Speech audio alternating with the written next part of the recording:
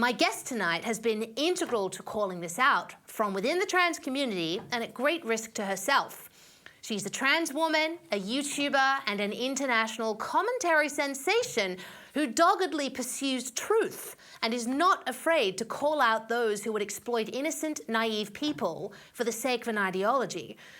And as I am a longtime fan, I am absolutely thrilled to have her on the show tonight.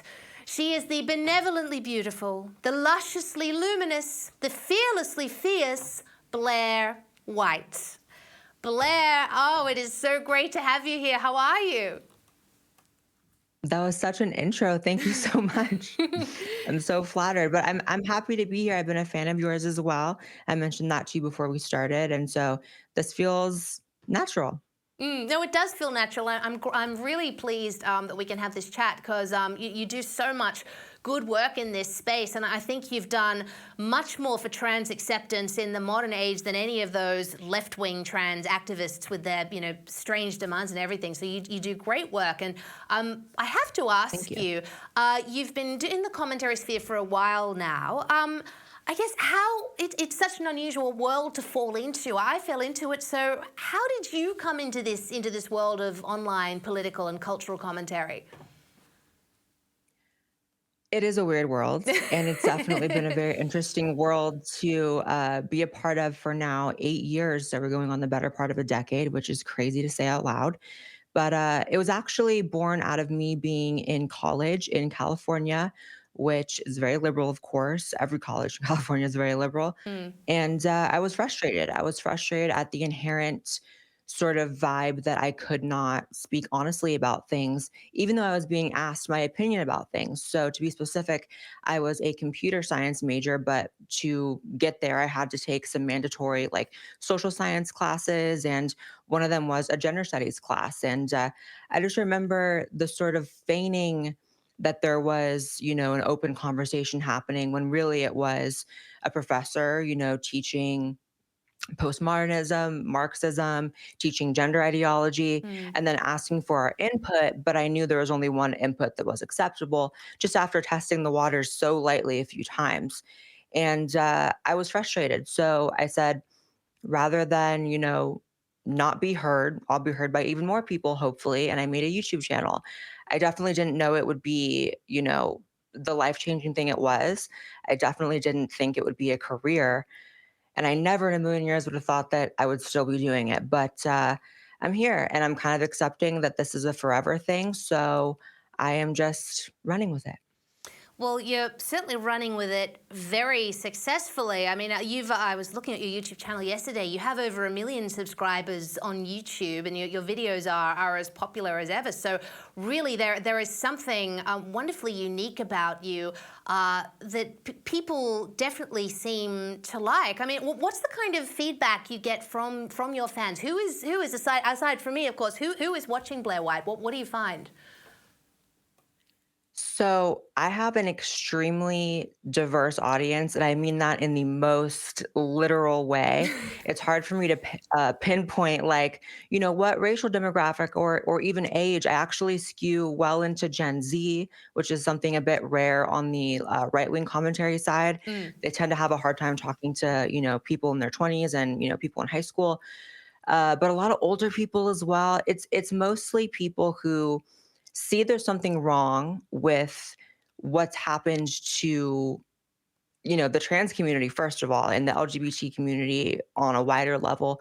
What used to be a fight worth fighting, which was like respecting people's rights, all those Mm. things that most people believe in, became something really ugly. And it started becoming ugly around the 2014 2015 time, and people have become really weathered by it. So when they come across me, they tend to say they don't feel as alone, because Mm. oftentimes, we're so conditioned by society to not have an issue with anything that community says or does, that I think people feel almost a sort of shame when they start feeling negative things about, what they're seeing.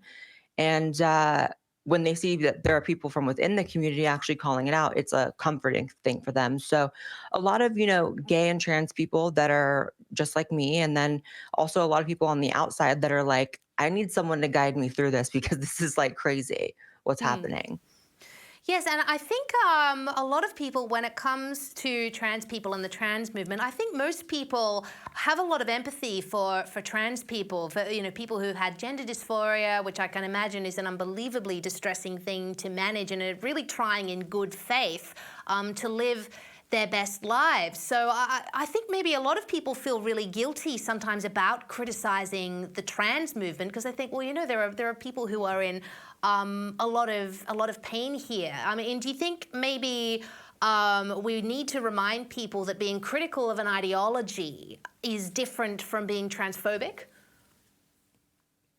Oh, for sure. And one of the unfortunate things is that, the term trans has become synonymous in people's minds with an ideology, and it's not their fault. The topic has become so politicized that when people think of trans anything, the first thing they think about is, speech laws being enacted. They Mm. think of, women's sports being dominated. They think of, stories of, here in the States, I don't know what it's like in Australia or other places, but here in the States, there's like the occasional stories of like male inmates being put into female prisons, and then the Mm. female inmate gets assaulted or impregnated.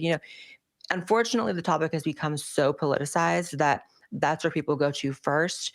But there is, a difference between an ideology and an individual person, and people who suffer with, the diagnosis that existed long before the politicization.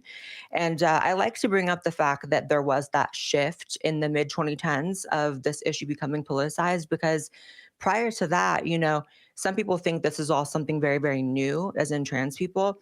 But really, I mean, trans people in different iterations have always existed in society. And up until recently, there was sort of a understanding of how to do that in a way that didn't, disrupt society or make unfair demands. And even though prior to that politicization, people maybe didn't understand what that was, there was a baseline sort of understanding of like, that's what some people do, Mm. And now, unfortunately, because of the activists and because of political institutions grabbing hold of this topic, it's become an issue that actually, encroaches on people's lives.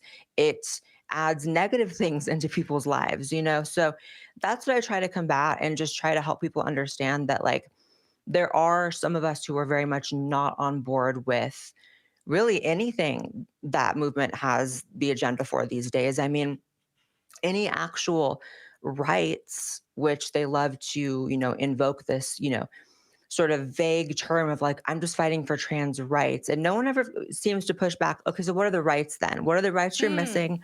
What are the actual things? And, they never really have an answer. And the answer is usually something really demented, like allowing children to transition medically, which I'm also against. But, you know, rights like housing and, employment discrimination, those things, those battles were won before. Those have been won. But unfortunately, there's also a entire class of people that make a living off of, activism. People think of, activism as this sort of like virtuous nonprofit thing. Oh, it's big business and it's big votes, and it's a lot of control to be gained from, advocating for these things, but at what cost, right? So Mm. that's what I always try to make people see. Yeah, and I think you can draw a parallel there. Just before we go to a break, I noticed a lot with feminists, third and fourth wave feminists. They are sort of circa 2015. They'd fought big battles and won big victories to improve the lives of women in the West. But then around 2014, 2015, they started talking about manspreading and mansplaining. And Yeah. like I read an article once around that time called "Why Farting is a Feminist Issue," like stuff that's just like dumb and petty. Yeah. My feeling is that those women, having won all of those big battles, were so emotionally identifying with their activism that to admit victory would actually rip away a part of themselves. Do you think maybe that's true of some of these really hardcore trans activists? Oh, absolutely. Mm. That's a great comparison to make, because it's the same with a lot of these movements. And it's why on a larger scale, we have these new words like microaggression, Mm. which the word microaggression is always, so interesting to me, because it really perfectly embodies the sort of, lack of supply and demand for problems these days. It's like you're getting down to describing aggressions that are so microscopic that you have to refer to them as micro, right? Mm, So it's that searching for problems, but then it tends to cause real problems because then people have some real resentments that you're trying to control their lives and, in other cases, enact laws that are really harmful. So it's this really vicious cycle. And I think society and humanity really just needs to get past this sort of weird hiccup where we're still looking for problems because we have an incessant need to create problems, almost because on a subconscious level, we're more comfortable when there's problems. mm, And it also is a great distraction, right? We're living in a world where there are some huge issues going on,